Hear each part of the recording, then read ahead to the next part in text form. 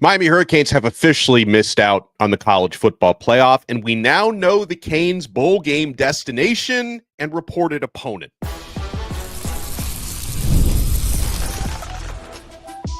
You are Locked On Canes, your daily podcast on the Miami Hurricanes, part of the Locked On Podcast Network, your team every day. Shout out to the everydayers, and thank you so much for making this live Sunday episode of Locked On Canes your first listen and your first watch today. We're available free wherever you get your podcasts. We're free on YouTube. We're part of the Locked On Podcast Network, your team every day. I've had a pretty good idea throughout the day based on momentum and sources we've been speaking to as to where and who Miami's bowl game will be, where it's going to be, and who it's going to be against. And it seems to be just about finalized now. Brett McMurphy from Action Network has reported that the Miami Hurricanes will be taking their talents to Camping World Stadium in Orlando, Florida on December 28th to take on Iowa State in the Pop Tarts Bowl. That's going to be Miami's bowl destination. How did we get here? We get here because Miami, as we all remember, I don't want to take this painful stroll down memory lane, but Miami, had the opportunity to defeat Syracuse on the road and punch their ticket to the ACC Championship game. We failed to do that, left at the mercy of the committee. Now, the committee, they surprised me a little bit with something that they decided to do earlier today. We'll get to that. But, with Miami missing out on the conference championship, missing out on the college football playoff, something that I absolutely do not like about bowl season are the conference tie-ins to certain bowl games. Because, folks, let's be real here. What's the bowl matchup? Outside of the college football playoff, what's the bowl matchup that would make the most sense this bowl season? Well, wouldn't you like to match up the first two teams that were left out of the CFP field, right? Because after that top 12 that ultimately made it in, the next two teams up were Alabama and Miami. So, in a perfect world, in a sensical world, unfortunately, college football postseason is far from sensical. You would match up Miami versus Bama, let the two teams that just fell short of the CFP, let them duke it out in a bowl game, and let's all have fun. And maybe with the matchup being so big, most of the players would opt in. We did just get word earlier today that Jalen Milroe is staying in college for another year at Alabama. We have heard rumblings. This is something we obviously cannot confirm yet, but we have heard rumblings that Cam Ward is considering playing in Miami's bowl game. So that could have been a fun matchup between Alabama and Miami. It's looking like it's going to be Miami versus Iowa State, December 28th in the Pop Tarts Bowl. And, I will say something. I'm not going to completely discount Iowa State, but that obviously appears to be, depending on, who's on Miami's roster later this month, who opts in and who doesn't, that seems like a matchup that Miami can and maybe even should be able to win. And, if nothing else, you can pick up an 11th victory. Miami hasn't done that since 2004, win 11 games. And you can send yourself into the offseason with a little bit of momentum. And I know it's easy for us here on December 8th to sit here and say, who cares if we win or lose a meaningless bowl game? But we all know when we're watching that game on December 28th, we all know we're not going to want to lose. And I don't care who's starting at quarterback. I don't care which second and third stringers have to play, if or if not players opt out. Again, we don't have any information on who may opt out and who may opt in just yet. But, we're all going to be upset if we don't win that bowl game. So hopefully Miami can come away with a victory. Now, when I talk about conference tie-ins to bowl games being stupid, because it's those conference tie-ins that is going to rob us of even an opportunity of taking on Alabama in a bowl game. And then, so with the Pop Tarts Bowl, their conference tie-ins are the ACC and the Big 12. And a lot of folks have said to me that, hey, Iowa State, wouldn't it be a lot more fun if they could have matched up Miami against Colorado? Two high-flying, high-scoring teams, two of the best quarterbacks in the country, guys who are going to both go top 5, maybe top 3 in the NFL draft, Cam Ward versus Shedeur Sanders. The other problem with that is, as I was reading about how the details of the Pop Tarts Bowl conference tie-in goes, their obligation, or at least their mission, is to take in the first ACC team out of the CFP. So the highest ranked ACC team who doesn't get in which is Miami, because Clemson, who won the ACC last night, and SMU, they got the nod, obviously, over Miami. So Miami is the next highest ACC team. And then the other matchup, the other side of the matchup is the second highest rated Big 12 team that doesn't make the CFP. And in this case, that's Iowa State, because BYU is the highest ranked that didn't make it. Arizona State is the only one in because they won the conference. So then BYU, but then Iowa State is the one that Miami would match up with, not Colorado, who's ranked behind Iowa State. So, I mean, it's the whole thing. These tie-ins are absurd. But again, it's looking like Miami taking on Iowa State in the Pop Tarts Bowl December 28th. And let's talk Pop Tarts, guys, right? Well, what's your favorite flavor? My son eats Pop Tarts every morning for breakfast. Do they still? They got rid of the edible mascot, I think. They used to have the mascot that was made out of an actual Pop Tart, but I think they got rid of that, unfortunately. By the way, also on this episode of Locked On Canes, and I appreciate you guys being with us live here on a Sunday, we're not going to talk anymore about Pop-Tarts, I promise. I really don't care. I'm a toaster strudel guy. I want you guys to smash that like button and subscribe to Locked On Canes on YouTube. We're part of the awesome Locked On Podcast Network, your team every day. We're going to talk about Miami Hurricanes transfer portal targets and transfer portal losses, because we just got breaking news shortly before we went live about a couple of players that Miami is unfortunately, a couple more players they're unfortunately going to be losing into the transfer portal.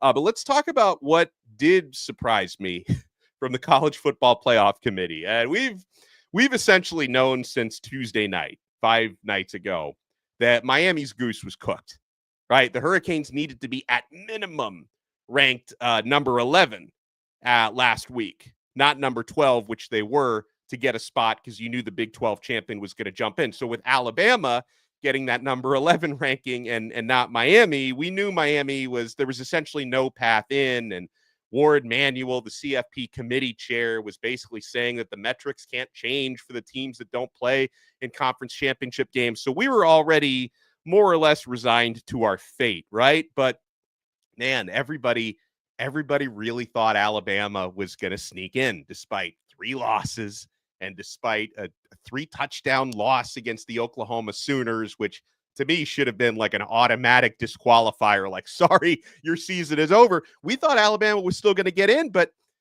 Dabo Swinney,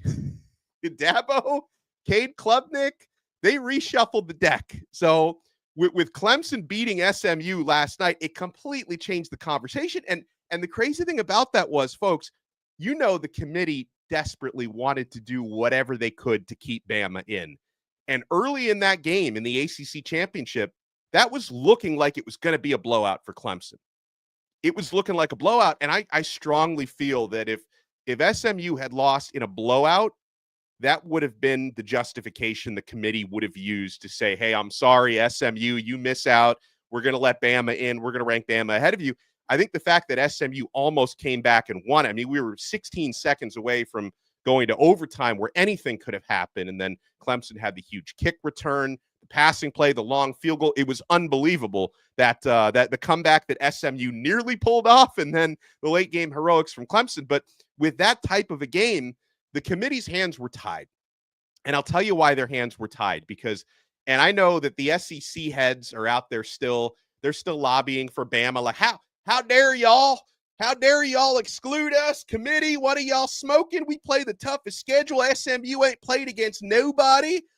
They're going to keep crying about it, and I understand someone's always going to cry. I mean, it was Florida State crying last year, Alabama crying this year. I'm not really crying as a Miami guy. I'm very disappointed that we couldn't win that Syracuse game, but it is what it is, unfortunately. But the committee did what they had to do, folks, because, and at least I think they understood the ramifications for how the other decision would have gone if they had elevated Bama in after a close loss for SMU.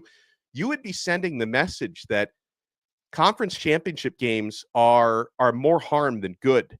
Like, you would be completely rewriting the manual for how conferences operate, because if the committee had rewarded Alabama for sitting at home over the weekend and punished SMU for playing in and losing a very close conference championship game, then teams would be in the future incentivized to opt out of a conference championship game. Conferences would be incentivized to basically say, you know what? I mean, especially if you're the ACC or the Big 12, Why are we doing a championship game? If it's only going to punish the team that loses the game, why are we even doing this? So the committee did what they had to do because, folks, if they had dropped SMU completely out, the ramifications would have been massive. I'm sure it was painful for them to leave Bama out. They didn't want to do it. But at the end of the day, they understood that they had to because no one outside of maybe the SEC, because they got both of their teams in from the championship game, and Big Ten as well. But certainly the ACC and the Big 12, there's no incentive to play another conference championship game after that. Folks, we'll talk about some transfer portal for the Miami Hurricanes. We're unfortunately that big foundation class of 2023 recruiting, we're losing some guys. There have obviously been guys like CC and Mark Fletcher and Ruben Bain who have already panned out and are doing really good things at Miami. Unfortunately, though, there are certain players from that class that we're seeing head out the door in the transfer portal, including a double loss earlier today. You guys want to keep it locked right here. We're not done yet. We're only getting started on this brand new episode of Locked On Canes. Oh, I'm so happy that Omaha is with us, especially here for the holiday season, because nothing delivers comfort and joy quite like the unrivaled quality and taste of Omaha steaks. It's guaranteed perfection in every single bite. And right now, you can save on unforgettable gifts with 50% off site-wide at omahasteaks.com. Plus, score an extra $30 off with our promo code COLLEGE. With 5 generations of experience, they consistently deliver the world's best steak experience. And the gifting experts at Omaha Steaks have made it easy to deliver the perfect gift with thoughtfully, curated gift packages featuring gourmet favorites. From legendary steaks to mouth-watering desserts and more. Save 50% off site-wide for a limited time at omahasteaks.com. Plus, our listeners get an extra $30 off with promo code COLLEGE. That's 50% off at omahasteaks.com and an extra $30 off with promo code COLLEGE. Minimum purchase may apply.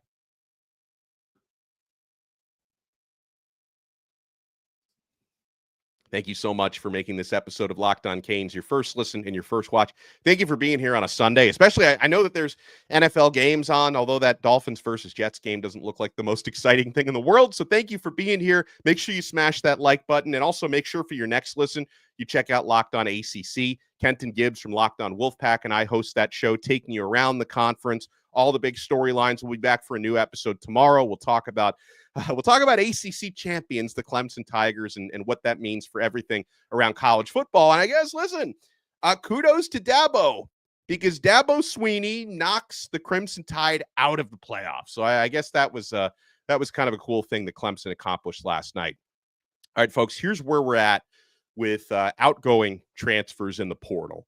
Okay, now, we are starting to maybe set up a couple of visits for incoming guys. Jordan White, who's an experienced big offensive lineman from Liberty, has a visit scheduled in mid-December, I think December 11th with Miami. Hopefully Miami gets a lot of other visits scheduled, because this is going to be a really important transfer portal class, especially when it comes to, and not just offensive line. Jordan White may end up being the next center here if he comes, but we know we need safeties. We know we're going to need defensive linemen, because we're losing a bunch of guys to the NFL, and probably need some cornerbacks as well. So it's going to be a busy transfer portal season for Miami. But as we always say, the transfer portal not only giveth, but it also taketh away. And we get news within the last hour or so that Miami is going to lose both the Washington twins.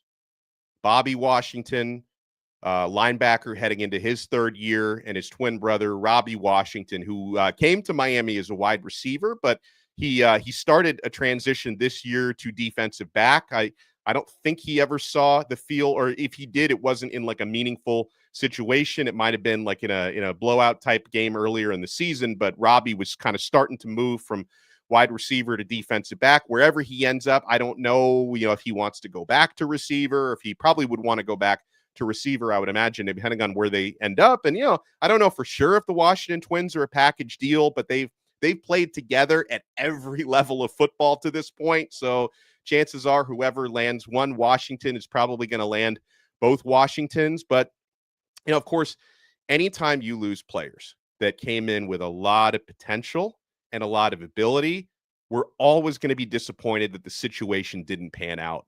With that said, I wish nothing but the best to the Washington Twins, because these are a couple of South Florida guys, finished their high school careers at Miami Palmetto. They were at Killian before that. I love everyone who represents that South Florida community, and I thought it was classy. They might have both released something. I only saw the statement that Bobby released on social media where, he mentioned it's a business decision. He's got nothing but love for Miami. So don't think that there was some kind of a bitter divorce or exit or anything like that. I mean, I don't know the ins and outs of everything going on with their situations, but I will say these guys probably want to get on the field, right? I mean, that's something, in this era, when players have an opportunity to transfer to other places on an unlimited basis, like, you want to go somewhere and find a playing opportunity. Now I think Bobby he's a freak of nature, and I hope wherever he ends up, as long as it's not Florida State or something, but I hope wherever he ends up really blossoming into a great linebacker. But it didn't look like he was going to see the field a whole lot here. Certainly hadn't to this point. Same thing with Robbie, who, wasn't getting opportunities at receiver, and then was very early in his process of moving to DB. So listen, sometimes you're going to have guys leave because they want an opportunity to play. And I wish them the best. Same thing with another one from the class of 2023 who is leaving is Antonio Tripp, interior offensive lineman out of Maryland. I will never stop being a big Antonio Tripp fan because, again, he wasn't getting on the field here, so I wish him the best in his future endeavors. But you remember 2 cycles ago when Tripp was being recruited, this dude, along with Judd Anderson, was the other one, the quarterback, who is still here. Antonio Tripp was like one of those ambassadors. Like, he was spreading the Canes gospel. He was really active on social media, recruiting other players, getting really excited about Miami. It seems like I don't know his parents personally, but I've interacted with them before on social media. It seems like his parents are really cool. So I want this young man to succeed, but we all know, especially on the offensive line, playing time is at a premium, and Miami's had a pretty developed rotation of guys there. And if Tripp is not going to be, a part of that rotation in the near future here, you wish him the best in opportunities elsewhere. Another one Miami is losing in the portal. And I know that this one stings because of the what ifs, right? Miami's losing probably their fastest player, at least the guy with the, highest recorded track speed. And that's Christopher Johnson Jr., the running back who's going to be leaving the Hurricanes. Now, we didn't see him get a whole lot of opportunities on offense this year, here and there. Didn't make some of the big plays that we were all hoping would be made. And I don't mean that as a slight against him. I'm just talking about the impact. Did get a lot of opportunities as a kick returner and wasn't able to break one this year. But again, like Chris Johnson, if anything, I think he may end up being kind of the reverse Brashard Smith. Brashard Smith played receiver here, but switched to running back at his next spot, just doing great things at SMU. I think Chris Johnson might end up being better at receiver than at running back. So I wonder if wherever he ends up, he might look at a position change, but bona fide track speed, another one with a great family. And Chris, Chris had a really, really good spring last year with the Hurricanes, or earlier this year, I guess you could say.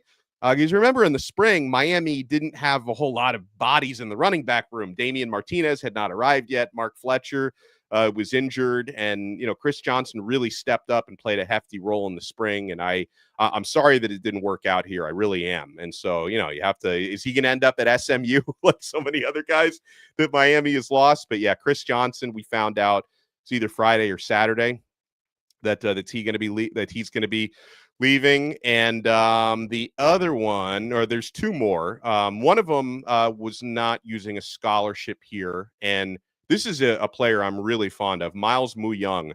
I want that dude wherever he ends up. He might end up going to like a smaller school with opportunities at a scholarship because he was a walk-on here at Miami.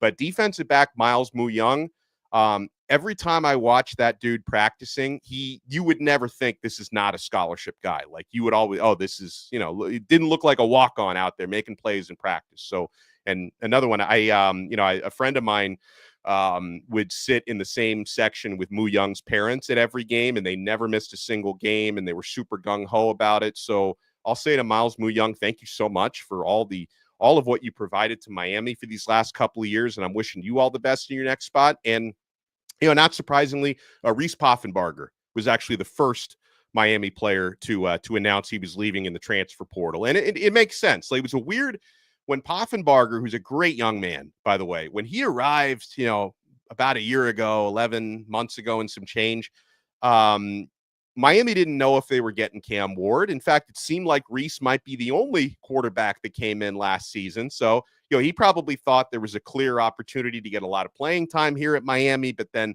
a few weeks later, Cam Ward arrives and the rest was history. And also, I give so much credit to Emory Williams, because Emory Williams, from what I saw, seemed to be elevating his game more in practices than Poffenbarger was, and passed him on the depth chart. So, and I mean that as a positive to Emory. But, Poffenbarger, this is a guy, he lit it up in Albany for a couple of years. He wants to play. He wants to have a chance to light up the scoreboard. So I hope he finds that as well. So, yeah, as of now, well, it's funny. So I don't know if people are debating this in the live chat, but I agree with John. He says number one offense in the country, but didn't utilize the talent. I'm assuming you mean that sarcastically, because I'm with you, John. I mean, if people want to criticize the defensive departures, that's fine.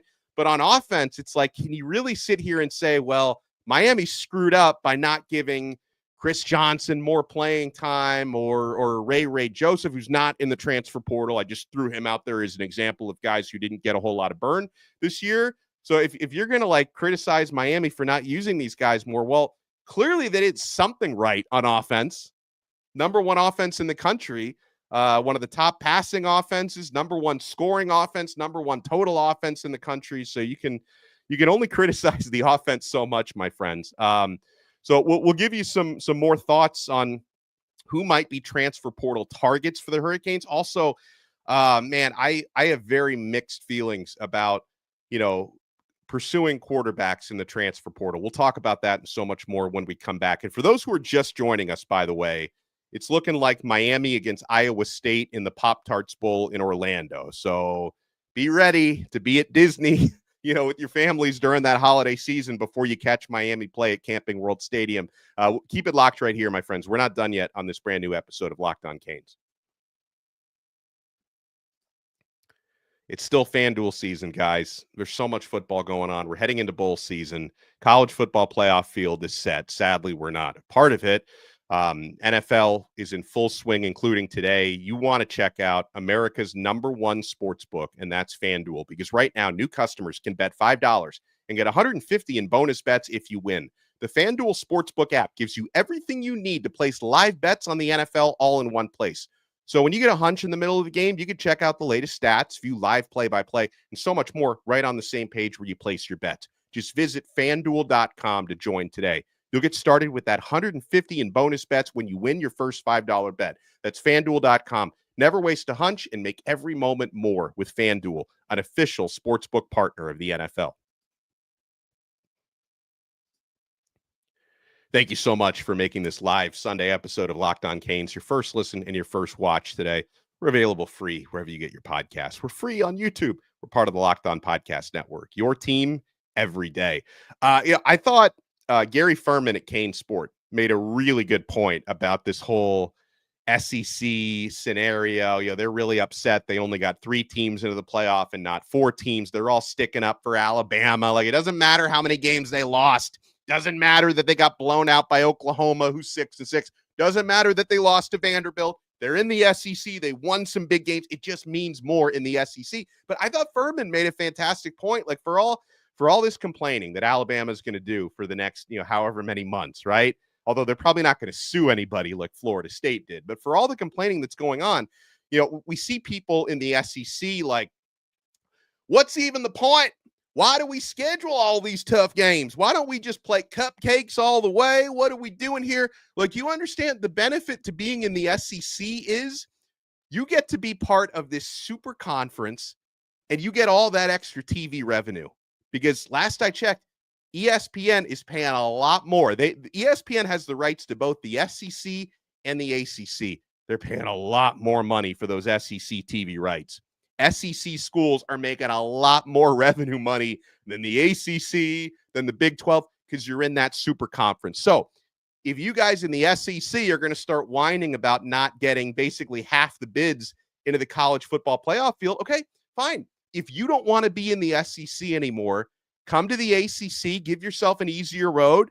Come to the Big 12 or go to the Big 12, give yourself an easier road. But wait, but you're not willing to give up all that extra TV revenue that you get being in that super conference. I get it. So unfortunately, there's give and take to that. It's going to be more competitive in that SEC. You're going to make a lot more TV revenue, but it's also, relatively speaking, going to be more difficult for you to get into the college football playoff. And also, let's not forget, you're in the SEC.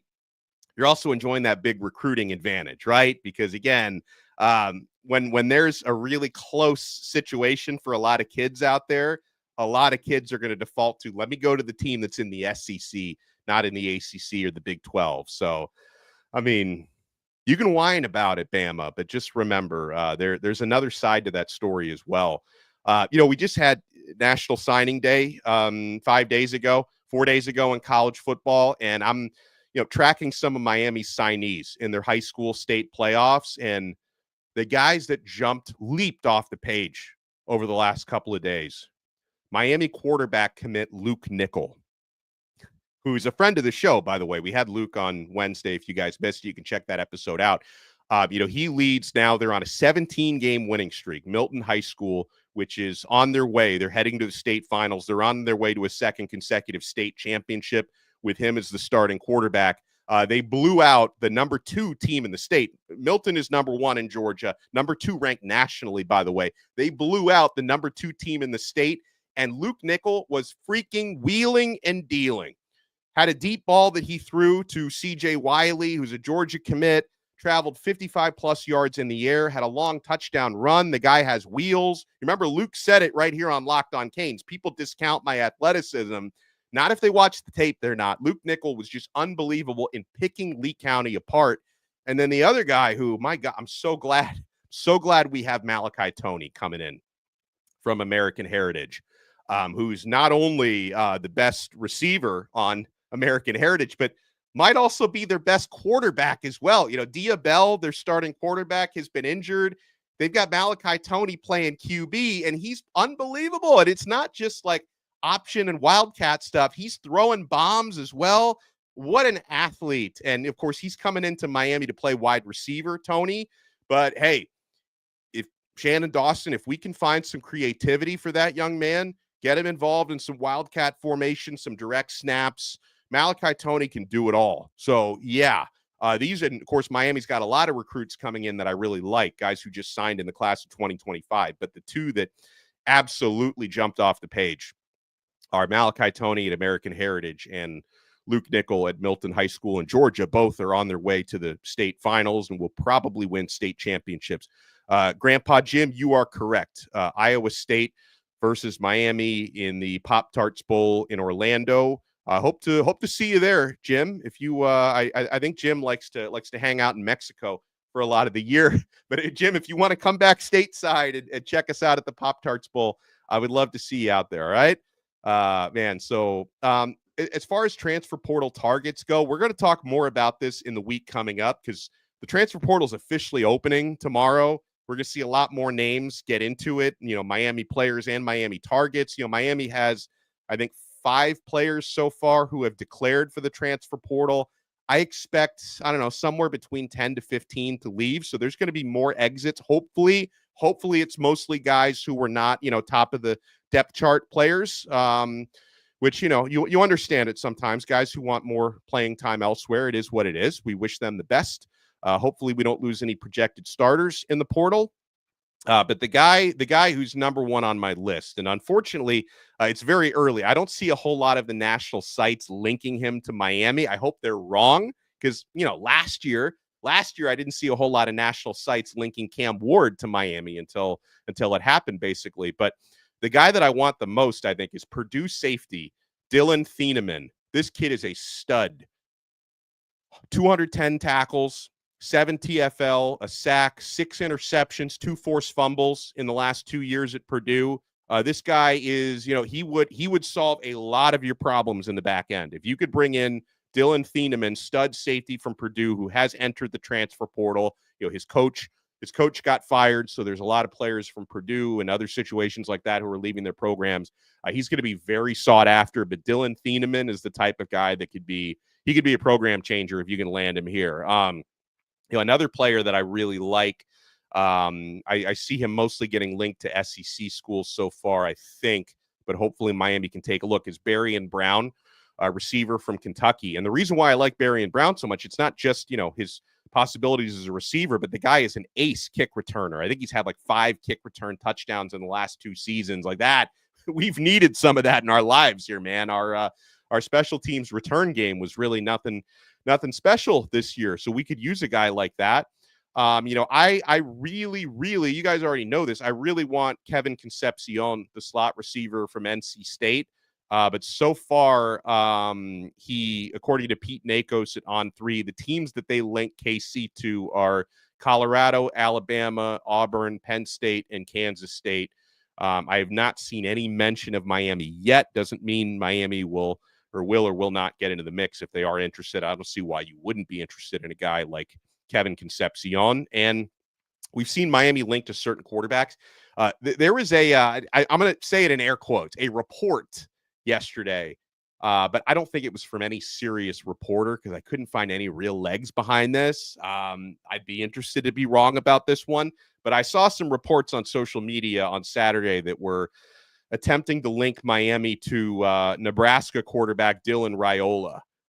First of all, we don't really, I think he may have made one social media post that was cryptic, but I as far as we know, I don't necessarily think Dylan Raiola is entering the portal. I also don't necessarily think the Miami links are real. I haven't seen, again, nothing serious behind that. I think it was some troll on social media. Raiola is a double legacy at Nebraska. His grandfather, though, did play at Miami back in the day. But I just wanted to let you guys know, I have no reason to believe that's a serious report. Like you may have seen that yesterday. I haven't seen any real legs behind it. I have heard a little bit of smoke behind Oklahoma quarterback Jackson Arnold, who is going to be in the portal. I have seen some, again, nothing that substantial, but I've seen him linked to Miami in certain spots. He's a former 5-star recruit coming out of high school. Oklahoma fans weren't exactly thrilled with him, but to be fair, he didn't have a lot of help on offense. Because, I know we all saw Oklahoma, and it was defense only, beating Alabama a few weeks ago. But Oklahoma's offense, it wasn't just Arnold. It was because he got benched for a couple games, I think. But no, they didn't have any answers on offense for anything. That wasn't necessarily his fault, but we'll see if those links get a little bit more serious. But yeah, I agree with our guy, Raised Kane, who just says blah. Oh, man. But, honestly, people have thrown out to me this idea that maybe instead of going for a high-priced quarterback, and I say high-priced because we know the NIL game these days, starting quarterbacks are expensive in the transfer portal.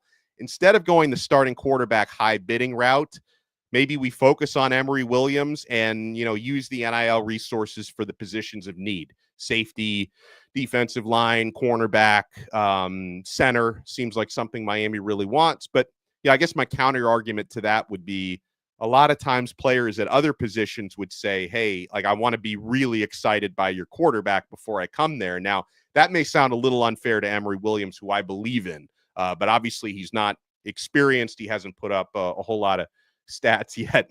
By the way, I guess now that the Pop Tart Bowl is official, right as I say this, my phone is blowing up. I'm getting texts from the Truth Teller. I'm getting texts from other friends of mine like, Pop Tart Bowl? How embarrassing is this? Now, Pop Tart Bowl it is what it is, folks. I mean, the Pop Tart Bowl had dibs on the highest rated ACC team outside of the college football playoff, and that's where Miami is. So over the next several days, we're going to find out if Cam Ward is opting in or opting out. I would love to see Cam Ward suit up and play for Miami for one final time. I wouldn't blame him if he didn't, because I understand the whole thing about, preparing for the NFL, avoiding injury. But I'd like to take my son to that Pop-Tart Bowl, and he's a big Cam Ward fan. He does the celly around the house.